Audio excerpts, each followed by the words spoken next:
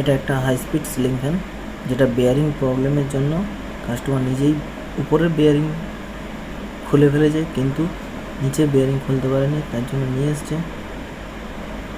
খুলে দেখলাম যে উপরের বেয়ারিংটাই নেই, আর নিচের বেয়ারিংটাও খারাপ আছে। কিছু না ভেবে দুটো বেয়ারিংই চেঞ্জ করে লাগিয়ে দিলাম। এখন ফ্যানটি ভালো চলছে।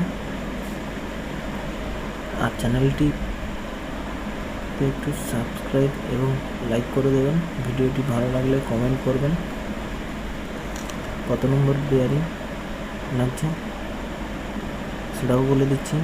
6202 উপরে আর 6201 নিচে বেয়ারিংটি লাগানো হয়েছে। আপনারা নিজেরাই বাড়িতে এই ফ্যানটির বেয়ারিং চেঞ্জ করতে পারবেন।